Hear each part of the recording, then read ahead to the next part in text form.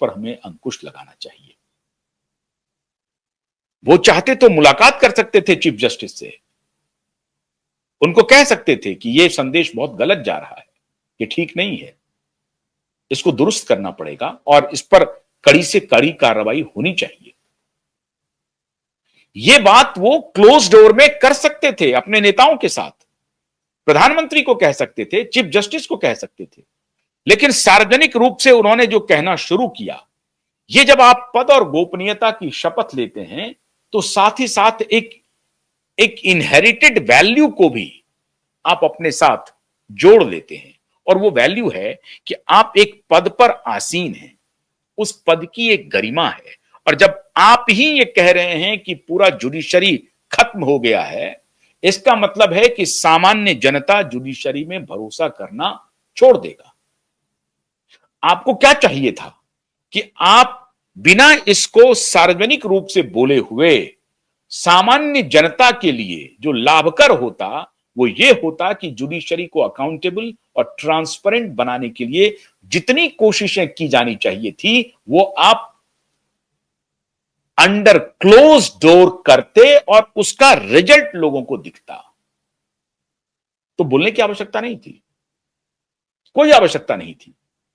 Judiciary पर बोल करके आप न सिर्फ जुडिशियल पूरी व्यवस्था को, न्यायिक व्यवस्था को जनता की निगाह में अविश्वसनीय बना रहे थे, बल्कि आप एक तरह से कह रहे थे कि अभी मोदी का शासनकाल है, उसमें देखिए जुडिशरी क्या कर रहा है।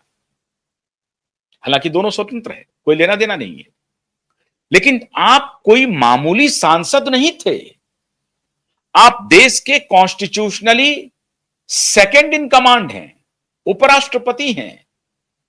संवैधानिक पद में उपराष्ट्रपति का दर्जा दूसरा होता है, और उपराष्ट्रपति सीधा मोर्चा खोल दिया है जुडिशरी के खिलाफ, एज इफ कि आप एक्टिविस्ट हो गए हैं। तो एक्टिविज्म की अपेक्षा कुछ मर्यादाएं होती हैं, शासन चलाने की कुछ मर्यादाएं होती हैं। यह बात बिल्कुल सही है कि जुडिशरी ने अपनी साख गंवा दी, जुडिशरी पूरी तरह से अपनी साख को ध्वस्त कर चुकी है, यह बात बिल्कुल सही है। लेकिन यह बात क्यूबाई बोल सकता है, मैं बोल सकता हूं, देश के आम लोग बोल सकते हैं, मीडिया बोल सकती है, जनता बोल सकती है। आपको थोड़ा सा नाप के तौल के बोलना, आप भी बोलिए, कहां बोलिए और कितना बोलिए, जितने से ये काम हो जाए और जुडिशरी ट्रांसपेरेंट हो जाए, जुडिशरी अकाउंटेबल हो जाए और उसका लाभ आम जनता को मिलना प्रारंभ हो जाए। यह आपका उद्देश्य होना चाहिए। आपका उद्देश्य खुद का स्कोर सेट करना नहीं होना चाहिए, खुद की ब्रांडिंग नहीं करनी चाहिए। और आपके ब्रांडिंग में देखिए, आपके कथनी और करनी में कितना मेल है। ओम प्रकाश चौटाला के पुत्र अभय चौटाला के निवास पे आप जाकर के रह रहे हैं और आप कहते हैं कि ओम प्रकाश चौटाला से आपके पुराने संबंध हैं। क्यों? ओम प्रकाश चौटाला के जो पिताजी थे देवीलाल, वो देवीलाल जी जो हैं, उन्होंने आपको राजनीति में लाया था। यह है कहानी कि चौधरी देवीलाल जी के सानिध्य से आप आगे बढ़े थे, तो वो रिश्ता निभा रहे हैं। उनके पुत्र सजा काट के आ चुके हैं भ्रष्टाचार के आरोप में, आप उनके यहां जाकर के शरण ले रहे हैं, उनके यहां जाकर के रह रहे हैं। धनखड़ साहब, आपकी कथनी और करनी में साफ बेमेल है। मैं वो भाषण सुन रहा था जिसमें देश के कृषि मंत्री राज्यसभा में ही बयान दे रहे थे और रणदीप सुरजेवाला के प्रश्न का उत्तर दे रहे थे, और उस प्रश्नोत्तर में राज्यसभा के सभापति के रूप में ये कृषि मंत्री को सुन रहे थे कि भारत सरकार ने किसानों के लिए क्या क्या किया है, और उस पर ये हामी भी भर रहे थे। एमएसपी के बारे में कृषि मंत्री समझा रहे थे कि अगर किसानों को बाजार में अधिक मूल्य मिलता है तो वो एमएसपी पर बेचने से बचता है, और अगर एमएसपी पर खरीद अधिक नहीं हो रही है तो ये मान के चलिए कि किसान अपना प्रोडक्ट एमएसपी पे नहीं बेचना चाहता है, क्योंकि उससे अधिक भाव में माल बिक रहा है बाजार में। जिन जिन प्रोडक्ट का एमएसपी पे सरकार खरीदती है उसके बारे में शिवराज सिंह ये बयान दे रहे थे।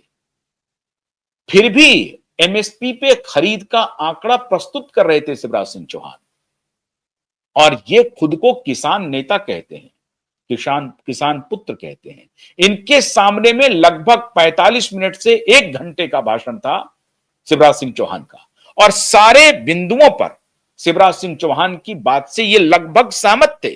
पार्लियामेंट की बात में कह रहा हूं, लेकिन एक सार्वजनिक सभा में जहां शिवराज सिंह मौजूद हैं मंच पे, वहां पे इन्होंने अपने ही कृषि मंत्री के खिलाफ मोर्चा खोल दिया। यह बात मैं आपको बता चुका हूं, फिर मैं आज इसका जिक्र कर रहा हूं।